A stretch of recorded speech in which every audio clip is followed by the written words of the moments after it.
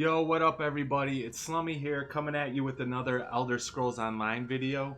In this video, I'm going to go over my quick guide to leveling the provision skill line.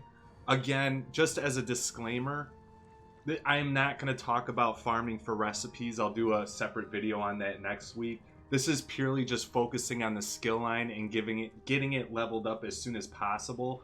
Also, make sure you stay tuned to the end of the video. I'll show you my top 3 areas I like to farm for provision ingredients. So with that being said, let's get started. The first thing I recommend, and I believe is an absolute must, is you have to unlock the skill line itself, and I prefer doing that by getting certified as early as possible. You can get certified by visiting the area around the inns of the main town of your alliance. Basically, you're going to get a quest to get some provision ingredients. They're going to give you a recipe. You make the recipe. Once you approach a cooking fire and start cooking, you'll unlock the actual skill line itself. And then you turn it in, and I believe one of the rewards is a recipe. So that is a must. So start that as early as possible, because in this process, it's going to be a gradual increase to a certain point, and then we're really going to power level it to hit it to 50. Alright, the second step is the skill line itself. So one of the things I recommend when you're really starting to want to level this up is, for one, don't think you have to do it right away.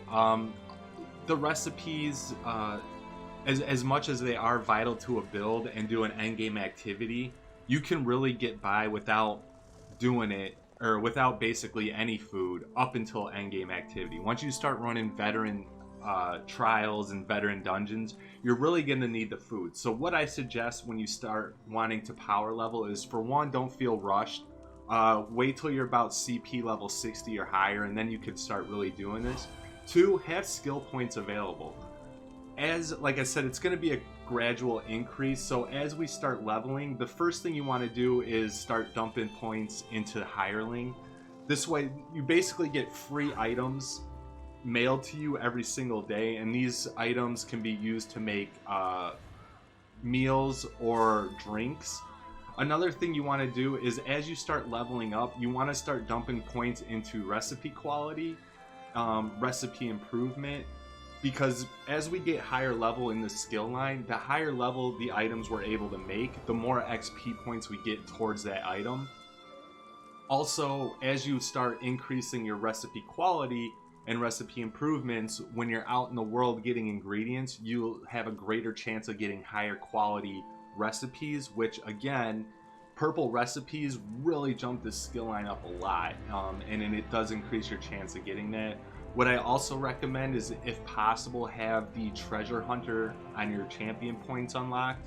I'll do a guide on that as well, but this way, when you're doing dolmens or you're finding treasure chests out in the world, it does increase your chances of getting quality recipe items. I've actually had pretty good luck doing it.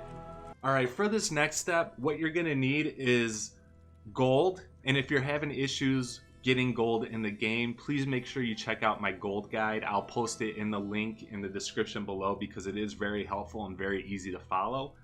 And you're also going to need to do the daily quests. So once you get certified, you'll unlock the daily provisions quest. And then every day, it literally takes 1 minute. Just sign on, do the daily, because when you cash in those dailies, you'll have a chance to get rare provision materials such as frost mirren, and you'll also get recipes as a reward.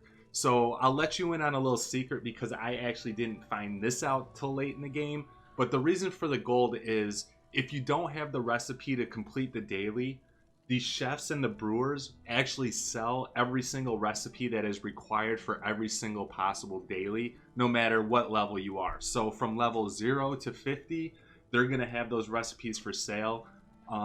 Just go out, grind for gold for a little bit, and literally buy every recipe the brewer and the chef has for every level you're increasing. So you make sure you have those all loaded up. You can, if you play on PC, you can also get a mod which will literally tell you, it'll check mark what recipes are required for the daily once you obtain the quest.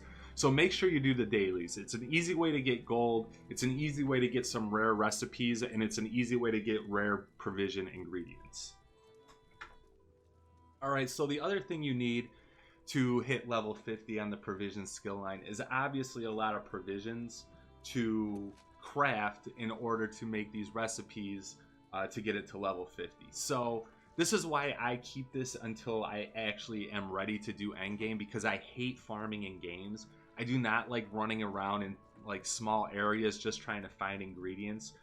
In fact, anything that involves alchemy or crafting or provisions or whatever, I will not go out of my way to get anything. All the materials I get, I do while questing or while I'm in areas trying to obtain gear or something. And actually provisions, it's really easy to get a lot of items. Basically you loot any barrel, sack, crate. I even think you can get items off enemies. I've done it sometimes. You can get recipes off enemies. And another thing is hunting non-lethal animals out into the world. This will get you your meats to make the higher end food provisions. So like the blue, purples, things like that. You're gonna need like fish, meat. You can also do fishing is a good way to get provisions. But for the most part, this is really easy. And again, stay tuned to the end of the video because I have 3 really awesome areas where you'll get a ton of stuff really fast.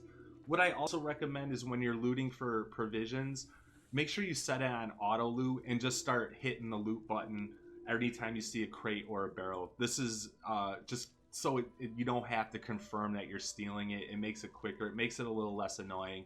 And again, by looting everything up until you're ready for endgame activities, this, for me personally, makes it feel a little less grindy and doesn't make me have to farm at all just to get that level up. I'll always have enough ingredients to just power level this thing through. Alright, so finally, and again, I try to make this video as short as possible, and I will do a guide for farming for recipes. But once you have a decent amount of recipes, and you have a decent amount of provisioning, now we start the power leveling. So again, we want to make sure we have skill points available. I would say get at least like 15, 20, if not more, and just have them used just for your provisioning. So as you start making ingredients, your provisioning level is going to go higher and higher. As it gets higher, you're going to start unlocking recipe qualities up to 4, recipe improvements up to 6, and you're going to want to start putting points into especially these 2, but all of them, because again, you're going to need it for the end game. But as you start leveling, I'd say every 10th level you do in provisions, just check the skill line, or you can go online and pull up a guide, and then once you hit that level, make sure you add a point into there. Once you add a point into here, make sure you go down to the recipes if you have them with the highest possible level you can create, and then craft those and keep doing it until you can add another recipe quality, another recipe improvement. Once these improvements and qualities go up, you can also go to the chef and brewer and buy higher quality green recipes, so you're making higher level items or provisioning items. So it's a constant increase in level, increase your level of recipes. This will maximize the XP. And literally when I was ready to power level, just going through the game and doing the dailies, I got to about level 7-ish, level 9-ish maybe. And then once I was ready to power level, it literally took me 3 hours to go from level 9 to level 50. It was a piece of cake. The only thing that took a while and why it took 3 hours was because obviously there's a small little low time while you create the potion. And you can even go back and forth between creating meals and creating drinks. So again, it's really easy to do. Everything, if you're not a person who doesn't like farming, everything, just grab everything while you're doing quests, or while you're doing dungeons and public dungeons. These are great ways. And at last, coming up next, I will show you my top 3 spots of farming for provision materials. Alright, now the moment you've been waiting for, and if you sat through this video, now you want to know my farming spots for provisioning ingredients. So I'm going to break it down in 3. So my favorite farming spot for getting meats is Rothgard with the Osinium DLC. There are wild, non-lethal animals literally scattered everywhere in this zone, and just basically go nuts. Any deer, gar, anything that you see that's non-lethal, mud crabs, anything, Just kill it. You'll have a chance to get small game or meat, but this is an absolute must in terms of farming for the actual meat itself. Again, I just did the quest line through this zone, and I got a ton of meat, and now I really don't have to worry about anything.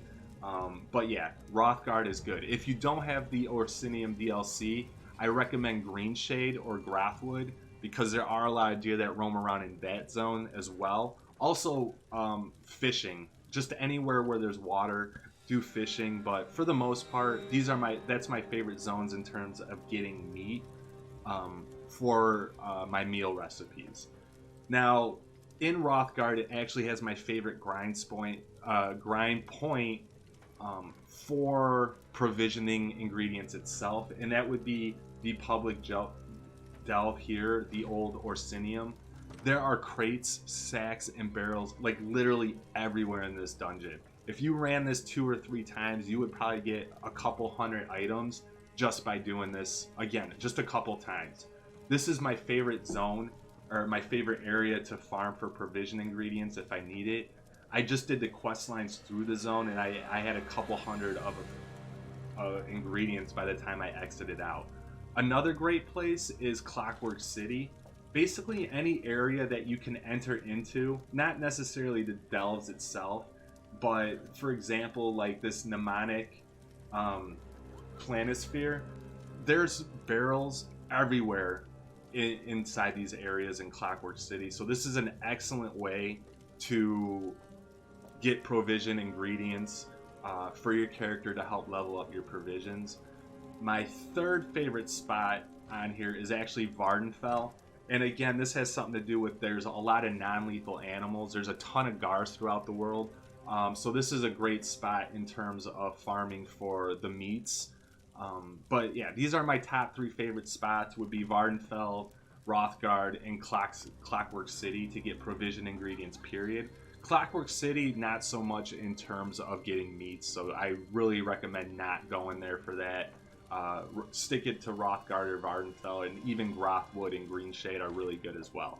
So thank you all for tuning in. I'm going to do a farming guide on recipes next week. Make sure you hit the like button if you like the video. If you had better ways to grinding out the skill line, please post in the comment below. Again, I love the community. I'm just simply trying to help the community out, and I would love it if people comment on their take on things and how they do things, because it's just going to help newer players and grow the community faster. Also, make sure you hit that subscribe button. Again, I'll do some farming recipes and motif guides next week, and then I'm also going to start build videos soon again, so make sure you subscribe. Thank you all for tuning in, and have a great weekend.